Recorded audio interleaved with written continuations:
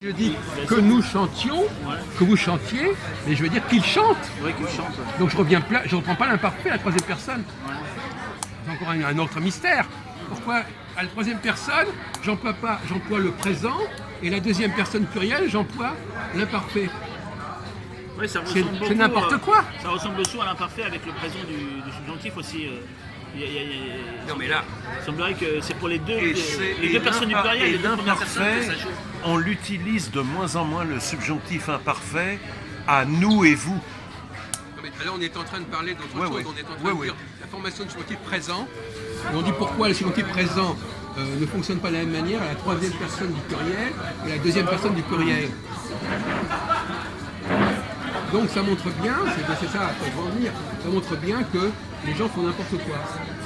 Ils font n'importe quoi, ils n'ont pas l'esprit systémique. Et donc finalement la grande question c'est est-ce qu'il est précieux dans une société, ça revient à la question de la droite et de la gauche, d'être capable de restituer la systémique des choses. Parce que la droite, elle a fonction à restituer la systémique. Alors que la gauche a comme fonction à dire c'est le consensus, c'est comme ça que ça se passe, on ne va pas chercher à comprendre. Oui, c'est comme un ballon. Donc c'est là que... En même temps, la langue, elle a été constituée et tout, modifiée ou pas modifiée, ou dans tel sens ou dans tel autre sens, par une espèce d'élite au cours des siècles précédents. Ils ont peut-être voulu compliquer le jeu en français par rapport au peuple. Ils ont voulu en faire quelque chose d'élitiste. C'est une façon de s'octroyer un certain pouvoir. Oui. Ils n'ont pas fait comme d'autres peuples, paraît-il, dans certaines langues, une espèce de simplification, un machin de bon sens. Oui. Et aujourd'hui, dans certaines réformes proposées, mais ils reculent, les pédagogues envisageaient, il y a encore moins d'un an, une simplification dans complément d'objets directs et tous les compléments d'objets indirects ou les compléments de temps, de lieu et tout. Ils voulaient une espèce de grosse simplification et finalement le conservatisme l'emporte un peu, même si à l'usage les élèves d'aujourd'hui le connaissent moins. Mais on a voulu pour une fois une espèce de démocratisation vers le bas. Mais toute l'histoire vers 15e, 16e siècle, et le dictionnaire, la grammaire, la syntaxe, c'est un peu un pouvoir de classe et un pouvoir d'élite aussi. Faisons compliqué pour conserver un certain pouvoir, comme les médecins à un autre niveau. Oui, mais ça, on le ont sait, leur ça. terminologie pour garder le pouvoir. Les politologues pourraient parler 1000 fois plus simplement, et ils ont inventé toutes sortes de concepts pour que même un type éduqué, mais qui n'a pas fait Sciences Po et sciences sociales, se noie là-dedans, et là, ça les renforce. Il y a ça Est-ce que aussi. vous avez une réponse à faire à Philippe Friedman à ce sujet? Vous êtes d'accord ou vous Oui, n'êtes je pas suis d'accord. Ouais. Bon, vous êtes d'accord. Moi, je ne suis pas d'accord. Mais cela dit, c'est intéressant. D'abord, je dirais que le rôle, justement, de l'élite, c'est de faire exactement ce que je suis en train de faire. C'est-à-dire de démoraliser le peuple en lui montrant que le consensus sur lequel il fonctionne est complètement débile. Et ça lui fait perdre le moral. Parce qu'il se dit qu'il faut quand même se référer à des gens qui comprennent le système et que nous, c'est pas parce qu'on s'est mis d'accord entre nous. Parce que par exemple, notre pauvre ami, là, Jean-Paul, quand on lui a dit les trucs sur le subjonctif, après il n'a plus le moral. Il se dit merde alors, moi je dis que nous chantions, que vous chantiez, qu'il chante, mais ça tient pas debout. Ça tient pas debout de manière systémique. Donc là, justement, le rôle, c'est au contraire de démolir, de déstabiliser, de déconstruire les certitudes ou les pseudo-certitudes et les pseudo-consensus du peuple pour qu'ils reconnaissent que de temps en temps, il faut quand même qu'il y ait des gens qui rétablissent le système dans sa cohérence absolue. Ce que j'appelle l'approche projective. Qu'est-ce que c'est que l'approche projective, à votre avis? Je vais répondre. Qu'est-ce que ça veut dire mettre en avant le projet? Qu'est-ce que c'est qu'un projet? Le projet, c'est le système, le projet. Oui, voilà. Je ne veux pas aller trop loin. Je ne veux pas vous mettre tous sur un tableau, sur un C'est système. un but. Qu'est-ce que c'est qu'avoir une démarche projective, une épistémologie projective? Ça veut dire quoi, à votre avis? On veut modifier quelque chose, on veut modifier une fin. Non, l'approche projective, c'est de dire quel était le projet initial. Parce que le projet, quand le projet au départ, il est cohérent, le projet. C'est après qu'il se dévoie, qu'il se déforme. De restituer la cohérence originelle. Voilà, c'est ça l'approche projective. C'est de comprendre qu'il y a un projet structurel, qui est a priori parfaitement cohérent, qui est parfaitement organisé, et vers lequel il faut revenir périodiquement, sinon on fait n'importe quoi, et sinon sur le plan cognitif, on ne cherche même plus à comprendre ce qu'on fait. Oui, On perd le contrôle de la rationalité des choses. En même temps, la force peut-être de ce qui existe, même si voilà. c'est pas cohérent Voilà. ou illogique, c'est l'usage. Voilà. On joue la montre, au bout d'un moment, c'est comme ça depuis une longue période, Voilà. On nous l'a appris comme ça, c'est un peu comme, c'est une image, mais il y a un parallèle à faire, c'est un peu comme la jurisprudence en droit. Oui. C'est la jurisprudence. Ah oui, mais là, quand même, en pénal, il serait...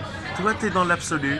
La cour d'appel a décidé tel truc et depuis 50 ans, ça marche comme ça. La force même de Sauf que l'imbécilité. la Mais... Cour constitutionnelle elle Oui. a justement vocation à rétablir les choses dans leur cohérence systémique, justement. Même si le Parlement vote des Non, mais la trucs, jurisprudence, c'est pas un consensus, Et en c'est plus, quand en- même une élaboration par rapport au texte. C'est une interprétation de la loi dans un sens, le plus cohérent possible normalement, et qui peut être remise en cause parce qu'il n'y a pas la règle du précédent comme dans le monde anglo-saxon. Elle peut être voilà, remise en cause. exactement. La jurisprudence pèse beaucoup plus lourd dans le monde anglo-saxon qu'en France. Beaucoup plus lourd, il n'y a aucune commune mesure. On peut passer d'une jurisprudence à une autre. Ouais, tout à fait. Mais des fois, c'est quand la jurisprudence. Mais par est- moments, ça dure. C'est... quand la jurisprudence est très Il y bien a faite quand même et, le poids et qu'elle rend et qu'elle fonctionne bien.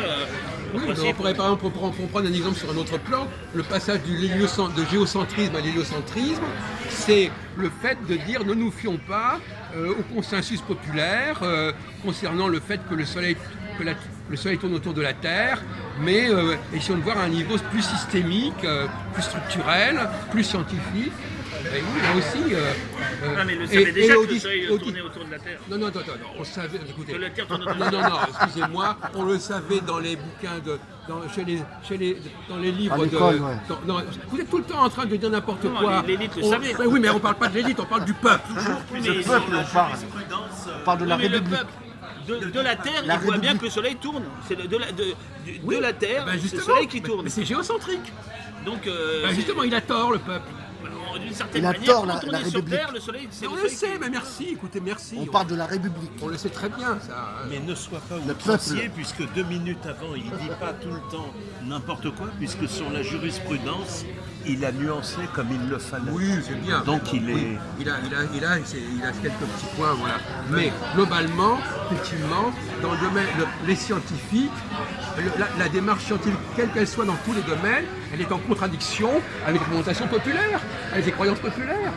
D'ailleurs, au XVIIe siècle, on était constamment en train de dénoncer les croyances populaires. Et on ne le fait pas suffisamment. La pensée de l'élite intellectuelle au XVIIe siècle, c'était de condamner les représentations populaires, les croyances populaires, Oh que là les gens là, croyaient ceci Jean-Paul, aussi, le consensus, etc. Et c'est parce qu'on a cessé de taper sur les croyances populaires qu'aujourd'hui on a les gilets jaunes. Ouais. Parce que les gens, ils croient leurs certitudes. Moi, je suis capable de démolir les certitudes des gens. C'est des massifs. Hein. Et s'il y a Mais des il n'y a gens pas que vous, Bernard-Henri Lévy aussi, il l'a fait. Il les a démolis aussi. Et les certitudes des Gilets jaunes, il y a Bernard-Henri Lévy qui l'a fait. oui, ben c'est un rôle fondamental dans une Et société. il y a l'autre, là, l'ancien ministre Ferry. Ferry. Oui, lui, il a dit qu'il faut tirer dans Oui. faut les Mais il y a toute une histoire. Moi, Aujourd'hui, c'est la massif. Hein. je pourrais vous citer par exemple Pierre Bell, par exemple, le grand philosophe Pierre Bell, qui n'aurait pas arrêté de montrer que les superstitions, etc.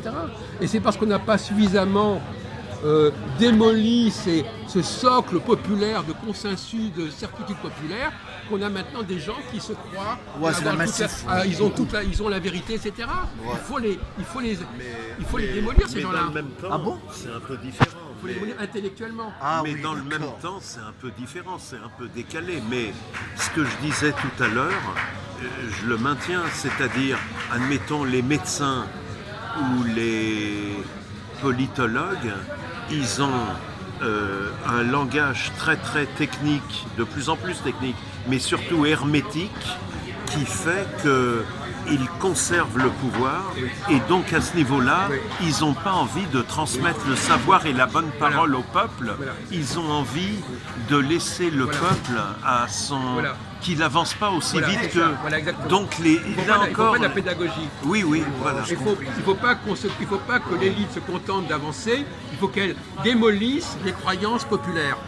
Ils font pas, Il faut qu'elle les déconstruise, comme dirait Derrida, qu'elle les défasse.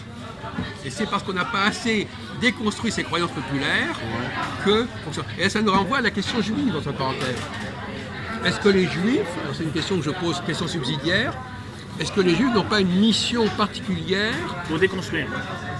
Non, attendez, une seconde. Pour mettre en avant le systémique. Parce qu'il y a, effectivement, il y a la dualité. Il y a à la fois mettre en avant le systémique, et en mettant en avant le systémique, on déconstruit le consensus. Puisque le consensus, lui, il ne respecte pas le systémique. Il est décalé par rapport au systémique. Il fait des bizarreries. Comme on l'a vu il pour le respecte pas le... Donc effectivement, les juifs auraient le génie de percevoir la systémique des choses, ce que j'appelais tout à l'heure le projectif. C'est-à-dire, quel est le projet initial, quelle est la systémique initiale, la projective qu'on perd justement. Et il semblerait qu'il y ait des populations qui soient incapables d'appréhender le systémique, d'appréhender le projectif. C'est un bon coin là-bas.